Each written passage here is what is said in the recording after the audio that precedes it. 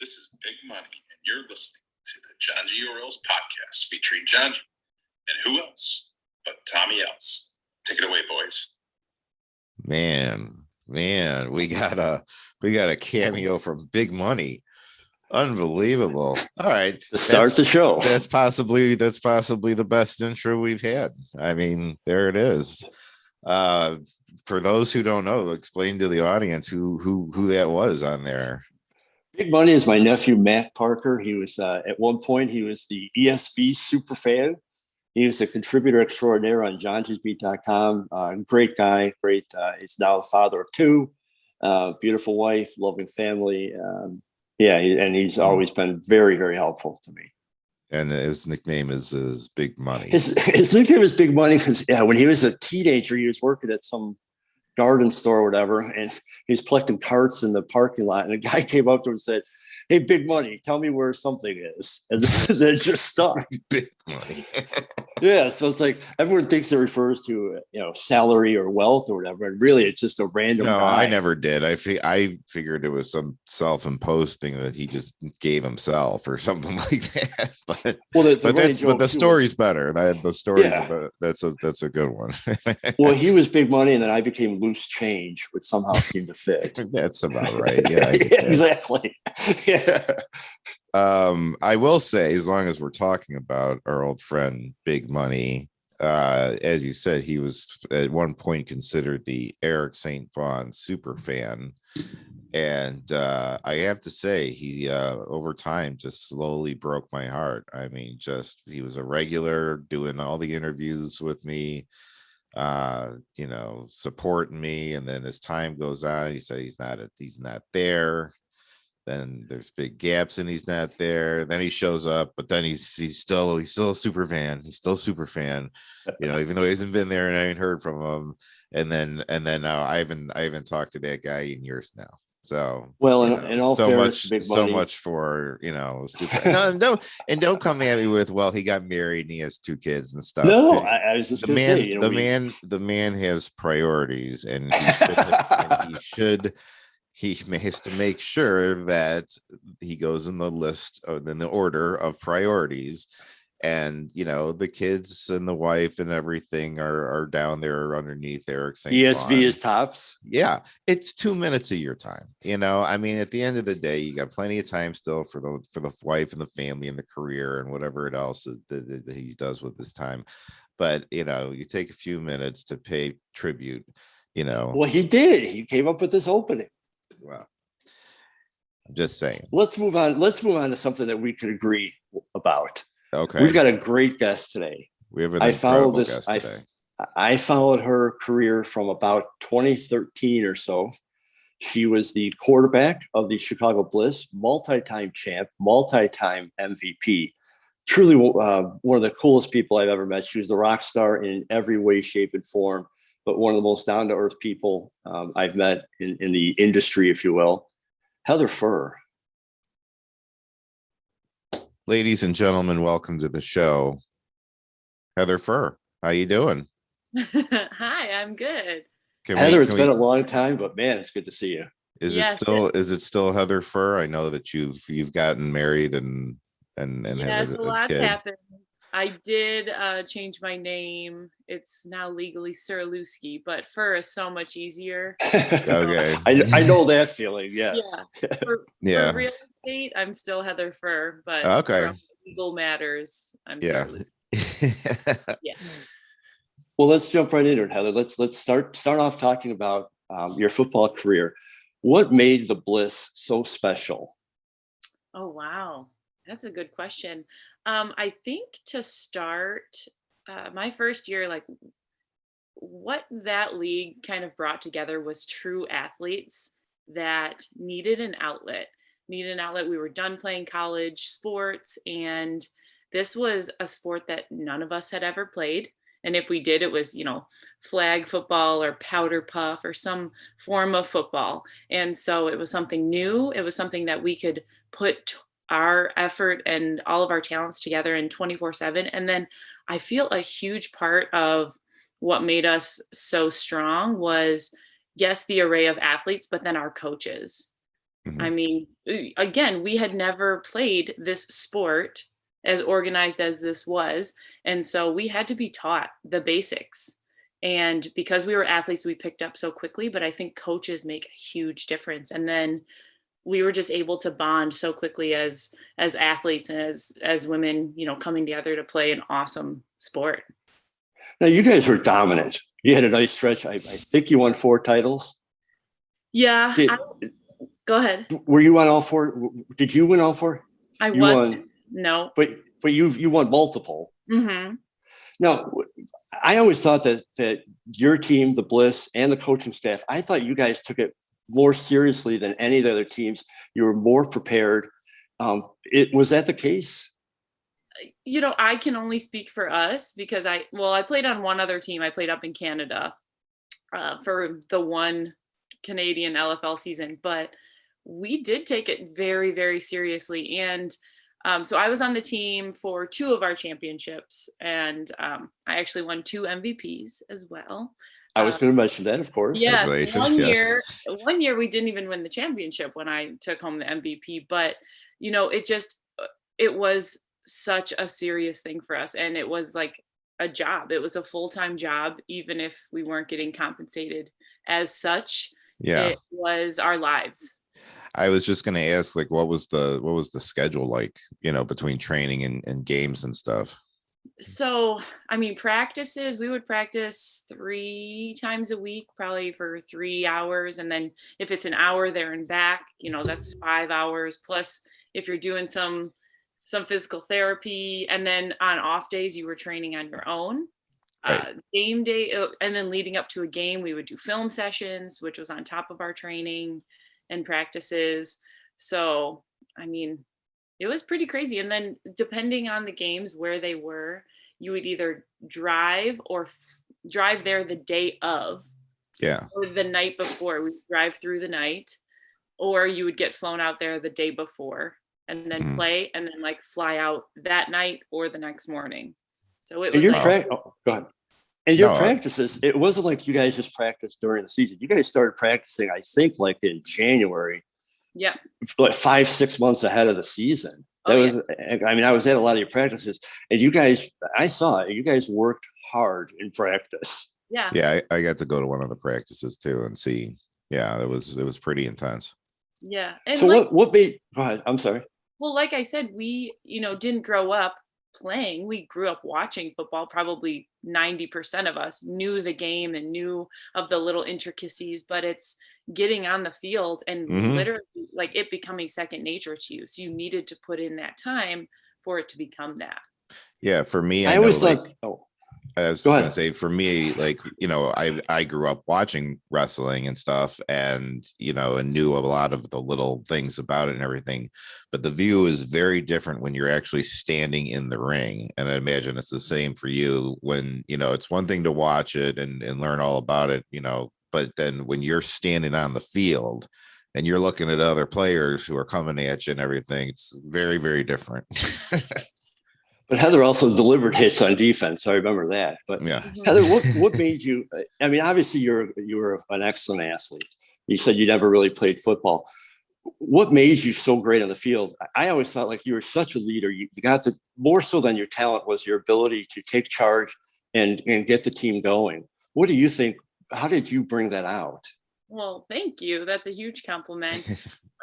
I was always the facilitator. When I played basketball, I was the point guard. I would like to say I'm a totally selfless player. So being at the quarterback position or being a point guard on the basketball court, you are giving everybody else the ball, and you have to have a vision. You have to see everything. You have to know everything. And a lot of times you put in more time watching film, more time outside of practices, just working on your craft and being the best that you can be for yourself, but also for your team. So it's all about the team. And, when people ask me my stats, like, oh, how was your passing rate, your rating, and how many completions did you have and everything else? I was like, we won.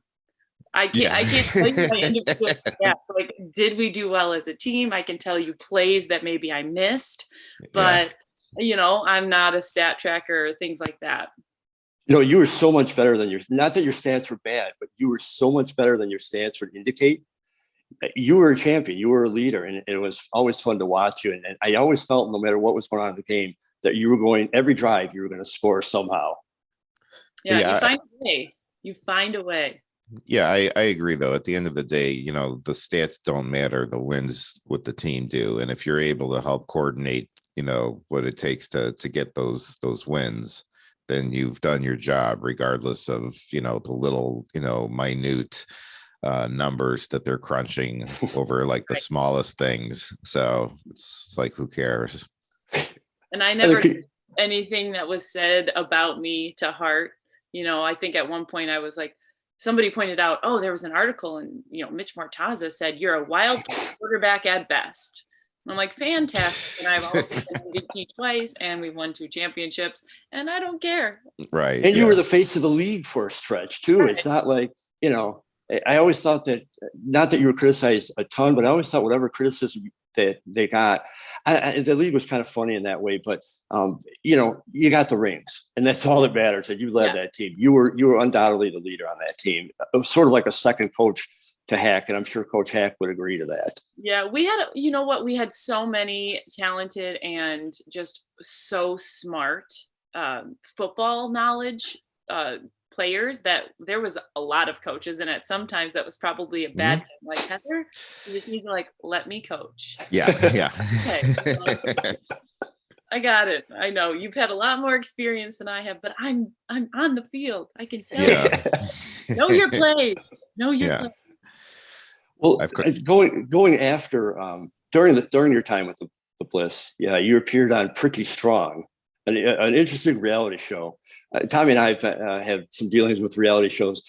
How much reality was in that show, and how much of it was just loose? Yeah, am I through the the NDA? Oh, yeah, sorry. I think that the statute of limitations is probably up by now. I think it's been 6-7 years. Yeah, I mean, right. It's been a while. What I can tell you is that they create a lot of scenarios that wouldn't happen in our everyday lives because for sure. The players, I think there was 8 of us right. that they followed. We wouldn't hang out all the time outside of football. There was obviously a lot of clashing of personalities, and so we weren't like the closest of friends that season for sure, like outside of football. So they would put us in situations, and then things would get brought up and maybe a camera wasn't rolling, and then they're like, hey, wait, talk about this do again. It again. Let's put a camera in front of you this time.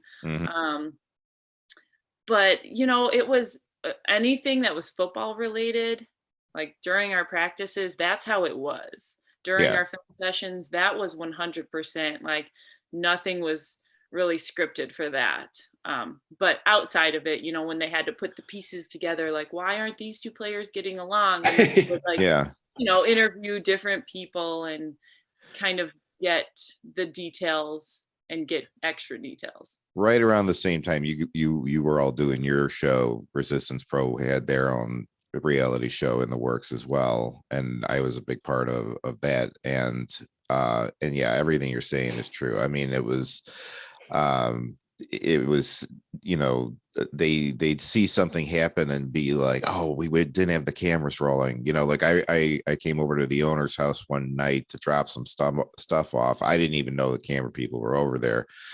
And I come walking in and, I start giving everybody hugs and, hey, how you doing and everything. And the camera people didn't know, I guess that I was coming, and they were like, okay, go back outside and then come back in and do it all. And it's like, well, now it's not genuine. Now it's like I got to act and put it on. And then they put me in like scenarios, like they were trying to get me to like be brushing my teeth and then like cutting a promo into the mirror or something like this. I'm like, I would never do this.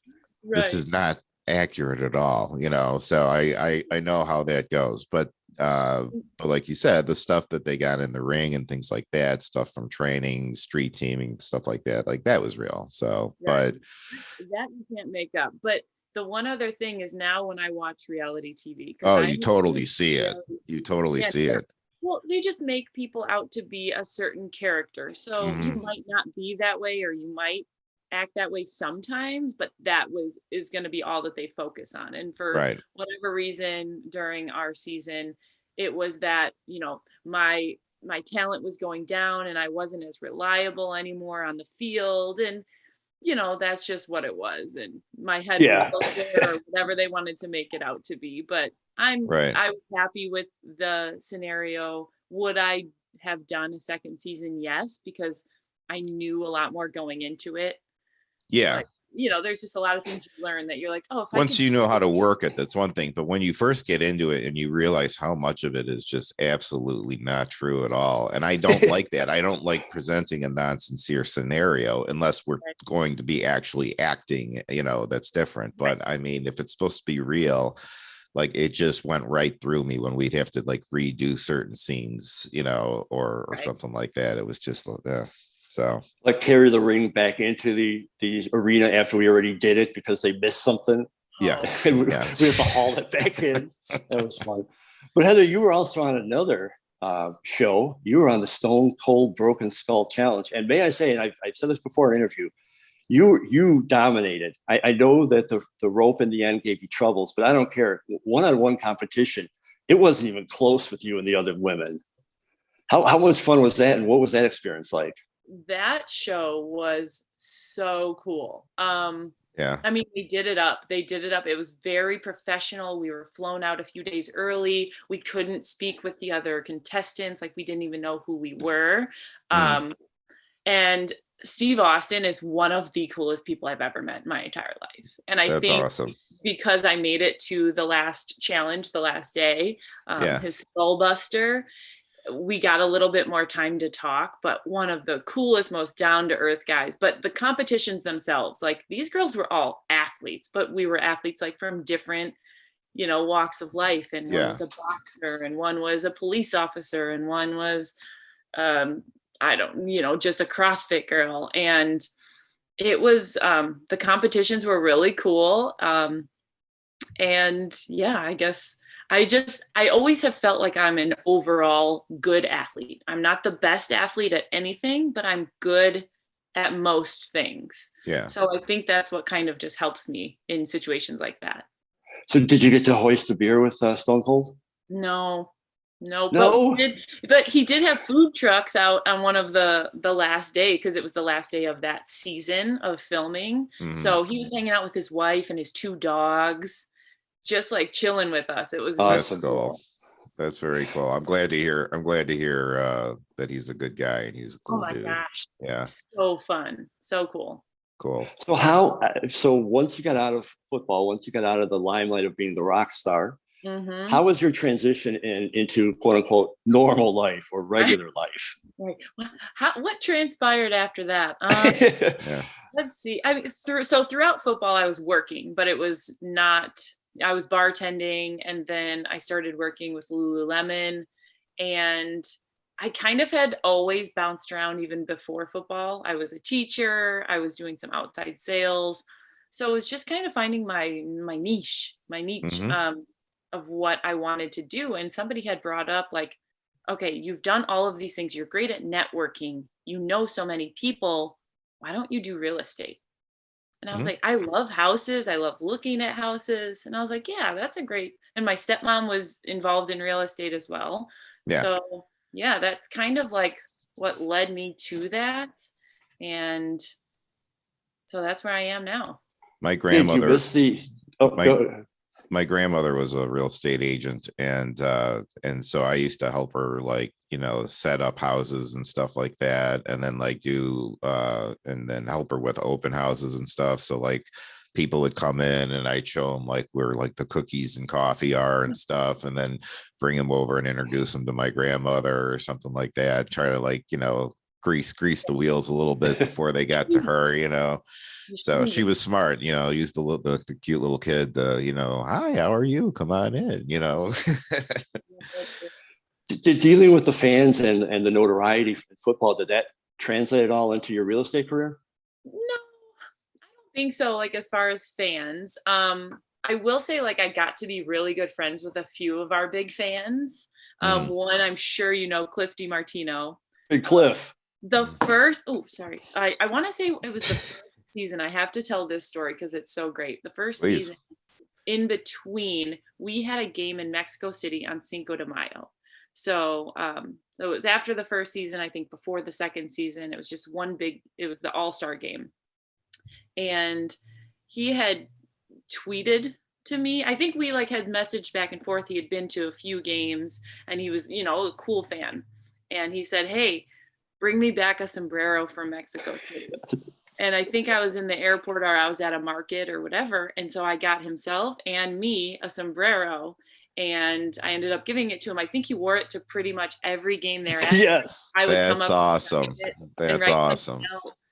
After every game that he was at. And that was kind of like his staple piece, but we have been great friends ever since. And his wife, Cindy, is awesome. And they're just really good people, That's very I've seen cool. the sombrero. I didn't know the full story of it. Yeah. That's awesome. Yeah. That's hilarious. So it's an official sombrero from Mexico City. Wow. Yeah. Yeah, he's a good dude. He's really cool. Yeah. So what has been your biggest challenge then in transitioning into real estate? I'm a workaholic, so I don't think that there was necessarily like a challenge with figuring that. I think just every new profession in real estate is like everybody knows a realtor, right? So how Right. do you stand out? How do you make yourself stand out? And for me, thankfully, I could really just lean on my family and friends Mhm. and having them use me as their realtor and then gaining knowledge and experience from that, because you can't go out and say I'm the best realtor when you don't have any experience. Sure. Every transaction is different, and now in this market, like so much is going on. Real estate is just hot and there's not enough on for sale. So Yeah. it's not an easy profession to be in, but it's definitely rewarding. And at the end of the day, now I'm a mom and I can put time into it when I need to and when my Yeah. clients need me. So I'm not actively seeking out new clients, but I do If have it the comes time for along. those. Yeah. Yep, for those that come when it's time. Yeah. Well, I see Well- I see your post. You're doing quite well. You're selling some houses there. Yeah, I'm just I follow. Well, my Good. next question was, how do you like being a mom? It is the coolest experience. Like, people can tell you like it changes your life. It Yeah. changes your life. Yeah. I mean, my day just revolves around her and I am not mad about it one bit. How old is she? She is 10 and a half months. Oh my goodness. Well, Mhm. congratulations. That's Thank great. you. Yeah. That's great. And she's a spitting image of her dad. So she does not look like me. Really?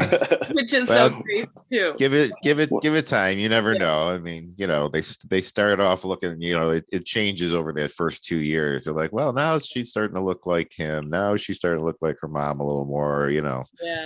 But You I don't know never about know. the bright blue eyes. I don't think those will. you don't Those think will that's not gonna happen, huh? Yeah. But no, her personality is like the coolest thing. And just every day it's something new and different. So she's like a little rock star. Oh, yeah. Yeah. Right. For sure. Well, Before we let you go, go ahead. no, I was just gonna say she'll certainly have a great role model in her mother for sure. Lot to be proud of. So Before we let you go, Heather, you want to promote your real estate business? Tell people where to find you? Yeah. So I'm in the Chicagoland area. I am on pretty much every social media platform, but Heather Furr at kw.com is my email address. That's probably the easiest way to get a hold of me. If you even just want information on anything, I don't need to be your realtor. I can just, if you're interested in knowing things about the market right now. Yeah, so it's crazy out there, but if you need a house, you got to act fast and you got to have the right person helping you. yeah, for sure. I would say that. Well, Heather, we really appreciate your time. And, let me publicly thank you for everything you did, on the field. And actually for me, you were always cool with interviews. I'm wearing the shirt. I didn't show this to Tommy, but I've got the Bliss ring. Nice. Compliments of our little trip to LA when you kicked somebody's butt out there. I think it was Seattle, but it doesn't really matter. You guys destroyed everybody. But thank you so much for a lot of great times, and thank you for your time now. We really appreciate it. Oh my gosh. Yes, thank you so much. And it was so Yes. great to get this invite. I was like, oh my gosh, I'm still remembered. People. Oh, absolutely. Yeah, of course. Yeah, no, of course. Absolutely. Yeah. You were one of my, and I'm not just saying this to butter you up because we already got the interview. I don't want to do that. But really, like when I talk about athletes, and I cover a lot of women's sports, when I talk about athletes, you were the perfect athlete. You know, you probably didn't have the best overall skill set, but you had plenty of skills. And whatever you lacked in absolute ability, you more than made up for in guts and determination and brains. And it was always fun watching you. It was more fun watching you at practice because you kind of control things, and it was always a great time. So I appreciate everything. Thank you. Yep. If you don't got it, you make it work. And you always did. Thank you. Heather Furr, thank you very much for your time. Thanks again so much. It's been a real pleasure. You're welcome. Take care, guys. Take care. Thanks, Heather. Bye. Take care. Heather Furr, ladies and gentlemen, and what a delight she is. You know, so much personality, such a fun person. And, you know, I'm not surprised that she does well in real estate. You know, she's a real easygoing, down to earth person to talk to.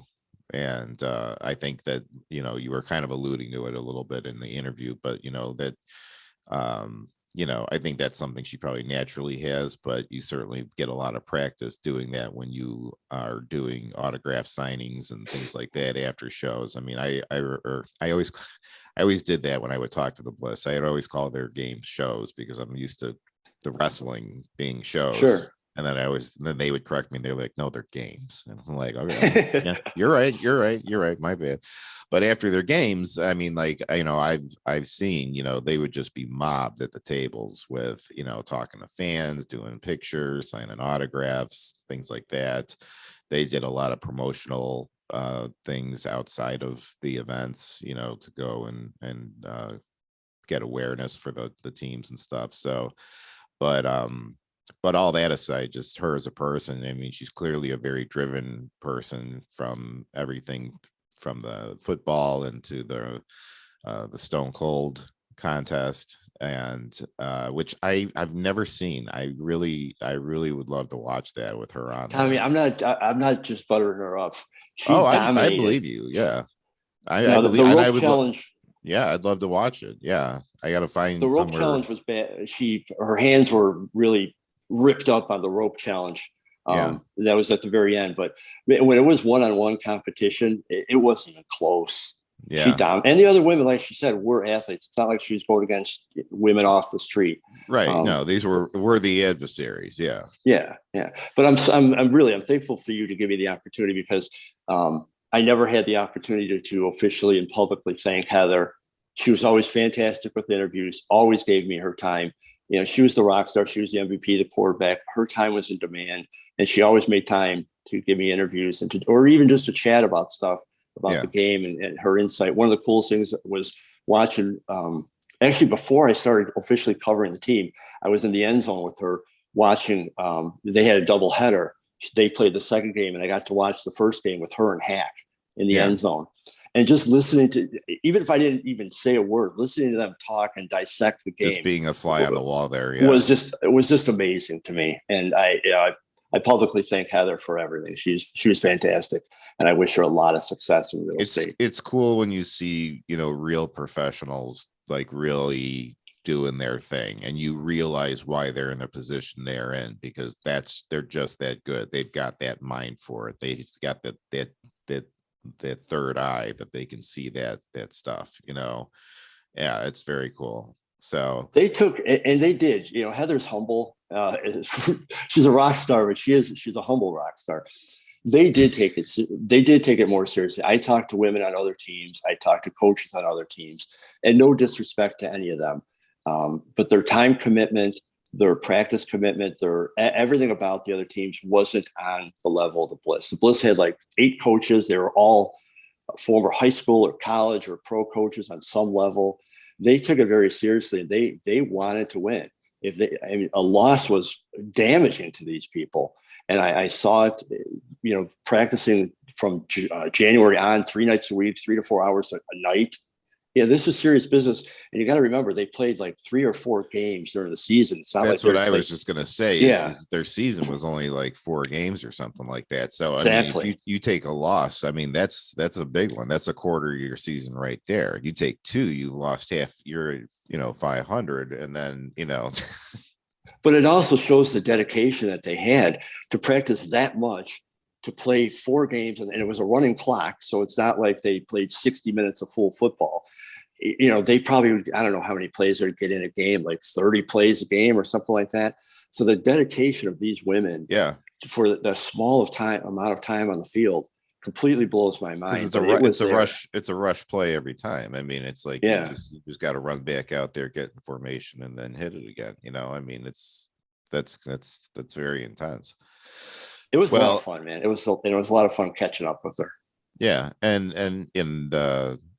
I wouldn't have been privy to them or gone to the games or any of the other events if it weren't for you making me aware of it. But I did. I was able to go. I went to the game. I went to an after party after one of the games, which was fun. We did some co-promotion with the Bliss. They came out and worked at a Resistance Pro show, and we even got them involved in a battle royal with some of the women wrestlers. One of my proudest moments at Resistance Pro was bringing those. Well, that was together. you. That it was just you're seemed the like one. such a fit. Yeah, you were the one behind the whole thing. I got to do many interviews with several of the Bliss, at shows, and there are the infamous Gnarly J interviews I did when I might have had a few too many Long Islands, but you can Progressively. yes, you can check that out on Johngy's Beat on YouTube. They are available there. But I mean, like I got along with all of them. I mean, like I did see the camaraderie between them. I know that it wasn't always a perfect vibe in the locker room, but it's tough to pull that As off. it never is. But on an individual basis, I mean, like I got along with all of them just fine. They were always very nice to me, and again, anytime I was doing an interview with them or something like that, we were very, like totally up for it, and happy to help promote the team, because when you work that hard, you want people to come out and see you and stuff, and they worked hard not only on the field, but they worked hard off the field to try to get people to come out and see all of the hard work they've put in. So it was, when she says it was a full-time job that wasn't paying anything, I know how that is, as you do too. Yes.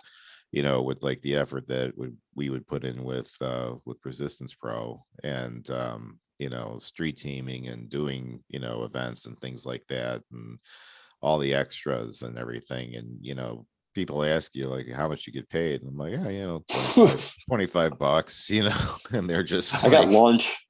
yeah, and they're just like, well, why do you do it? And it's because you love it, and the reason those girls did all of that, was because they loved it, and it was an outlet for them, and it was something that they enjoyed and found rewarding. So and Heather was leading the charge at the time I was around and watching. So That was for a stretch there when Heather was quarterback, when she was MVP, and they were winning a couple titles, and then you were there for that stretch of maybe a year and a half, 2 years, 3 years, somewhere in that time.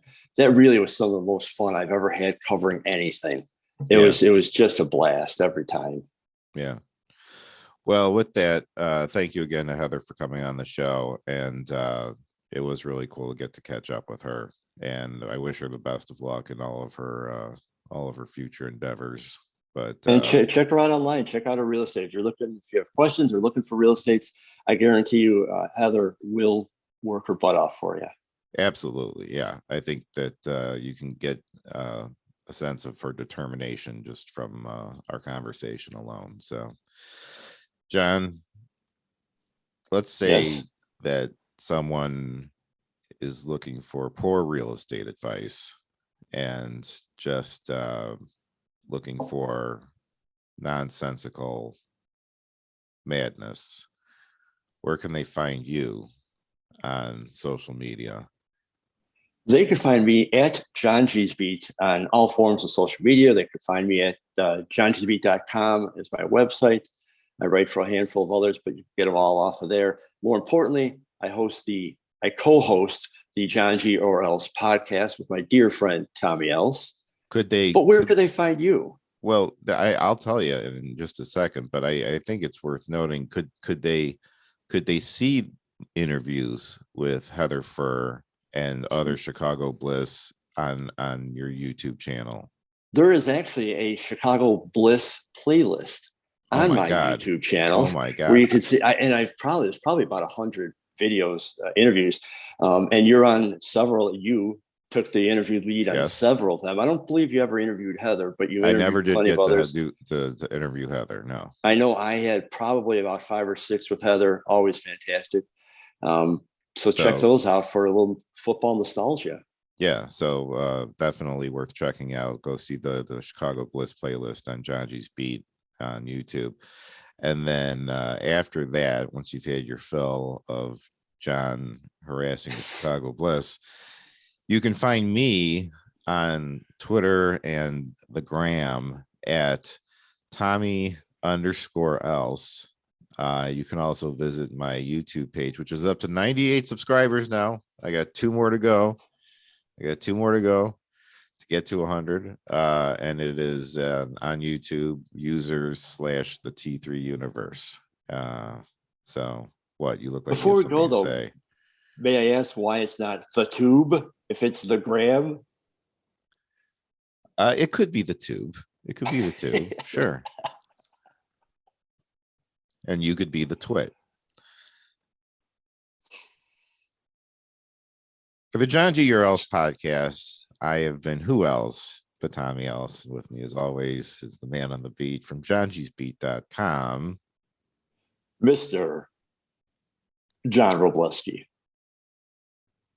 Bidding you adieu.